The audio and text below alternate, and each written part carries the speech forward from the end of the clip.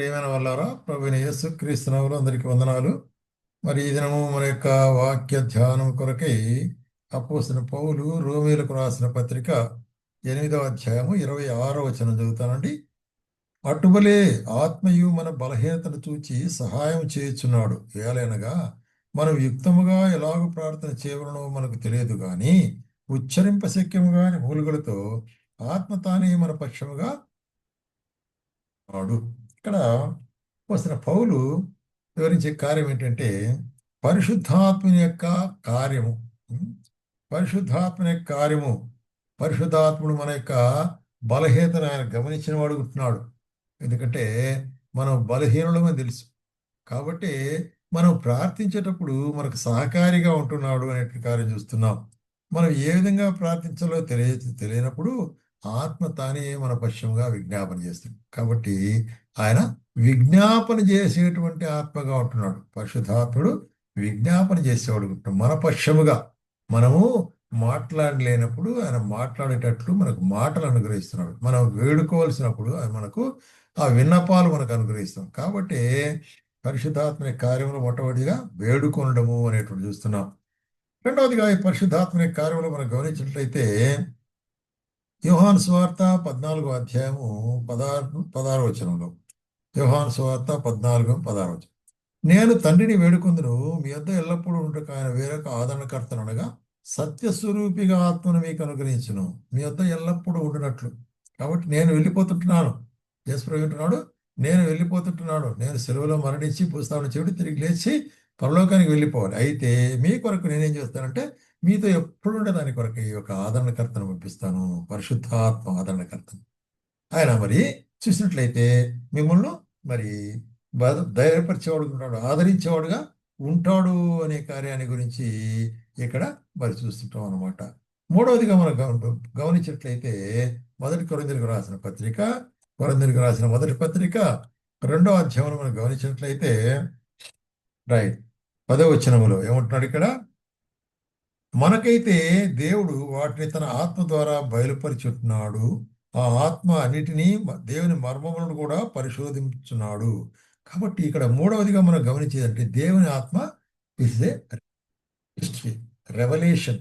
దేవుని ఆత్మ మనకేమిస్తుంది? మరి దేవుని యొక్క మర్మాలు బయలుపరిచేదిగా ఉంటున్నాడు. దేవుని పరిశుద్ధాత్ముడు దేవుని యొక్క మర్మాలు మనకు బయలుపరిచి ఏం చెప్తున్నట్ట, ఒక మనుషుని సంగతులు అతనిలో ఉన్న మనుషాత్మకే గాని మనుషులు ఎవరికి తెలియదు. అలాగనే దేవుని సంగతులు దేవుని ఆత్మకే గాని మరి ఎవరికి తెలియదు. కాబట్టే మరి ఆత్మ సంబంధమైన కార్యాలు పరిశుద్ధాత్ముడు మనకు బోధించేవాడుగా ఉంటున్నాడు అనే కార్యం చూస్తున్నాం. అట్లాగే గలతీయులకు రాసిన పత్రికలో మనం గమనించినట్లయితే గలతీయులకు రాసిన పత్రిక 4వ అధ్యాయం 6వ వచనంలో ఏమంటున్నాడంటే మరి చూస్తుంటాము. రైట్, మరియు మీరు కుమారులై ఉన్నందున నాయన తండ్రి అని మొర్రపెట్టు, కుమారుడు యొక్క ఆత్మను దేవుడు మన హృదయంలోనికి పంపెను. నాయన తండ్రి అనే విజ్ఞాపనాత్మ. ఎటువంటి ఆత్మ? విజ్ఞాపనాత్మను మనకు నాయన తండ్రి అంటే మనకు దేవునికి ఉన్నటువంటి రిలేషన్ సంబంధం ఏంటంటే ఆయన మన తండ్రి, మనం ఆయన కుమారులము కుమార్తెలు అంటున్నాం. కాబట్టే ఏమంటున్నాడంటే ఆత్మను దేవుడు మన హృదయంలోనికి పంపెను, కాబట్టి నీవు ఇక మీద కుమారుడు కానీ దాసుడు కాదు అంటున్నాడు. కాబట్టి కుమారుని ఆత్మ మనలో ఇవ్వబడినదిగా ఉంటున్నది. అందుకొరకే మరి ఎఫెసీయులకు రాసే పత్రికలో కూడా మరి 6వ అధ్యాయం 18వ వచనంలో ఆత్మ వలన ప్రతి సమయముందు ప్రతి విధమైన ప్రార్థనలు విజ్ఞాపనలు చేయుచు ఆ విషయమే సమస్త పరిశుద్ధుల నిమిత్తము పూర్ణమైన పట్టుదలతో విజ్ఞాపన చేయుచు మెలకుగా ఉండు. ఇది కాబట్టి పూర్ణమైన పట్టుదలతో విజ్ఞాపన చేయొచ్చు. ఎవరి కొరకు? మన కొరకే కాదు, ఇతరుల కొరకు, ప్రత్యేకంగా పరిచయం చేసే వారి కొరకై, పరిశుద్ధులందరి కొరకై అనేటువంటి కార్యాన్ని చూస్తుంటాం అనమాట. 2 కొరింథీయులకు రాసిన పత్రిక 2 కొరింథీయులకు 12వ అధ్యాయంలో ఏమంటాడంటే 2 కొరింథీయులకు 12వ అధ్యాయం 9వ వచనం, అందుకు నా కృప నీకు చాలును, నా బలహీనత యందు నా శక్తి పరిపూర్ణమగుచునని నాతో చెప్పాను. కాగా క్రీస్తు శక్తి నా మీద నిలిచినట్టు నిమిత్తం విశేషము నా బలహీనత యందు నేను బహుగా అతిశయపడుదును.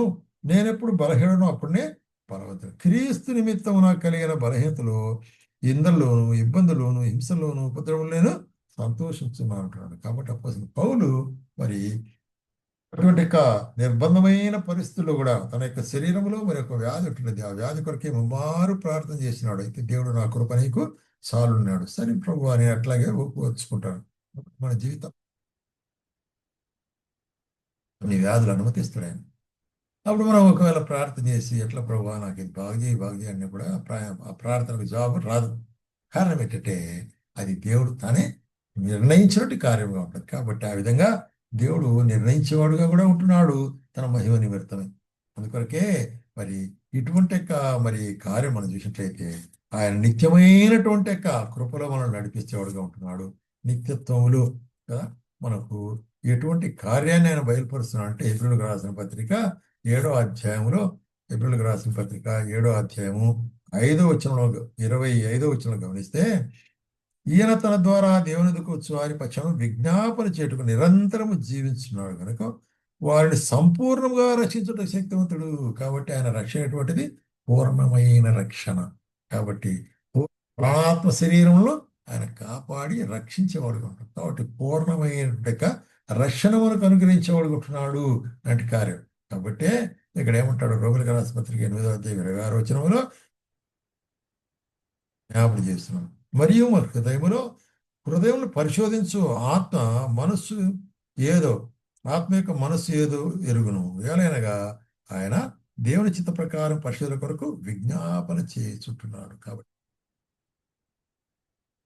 సేవడుకుంటున్నాడు మన పక్షముగా మన యొక్క బలహీనతల కొరకు, మన అక్కర్ల కొరకు, మన వ్యాధుల కొరకు, మన అవసరాల కొరకు, మన కుటుంబాల కొరకు, మన వ్యక్తిగత జీవితాల కొరకు ఆయన తన యొక్క మరి కృపను చూపించి మనల్ని ఆదరించేటువంటి ఆదరణకర్త పరిశుద్ధాత్ముడు ఏం చేస్తుంటున్నాడు మన పక్షముగా విజ్ఞాపన చేసేవాడుగా ఉంటున్నాడు. కాబట్టి ప్రేమ సోదర సహోదరి మరి మనం బలహీనము అయితే బలవంతుడైన ఆత్మ మనలో ఉంటున్నాడు. కాబట్టి మనం బలపరిచేవాడుగా ఉంటున్నాడని మనం విశ్వసించాలి.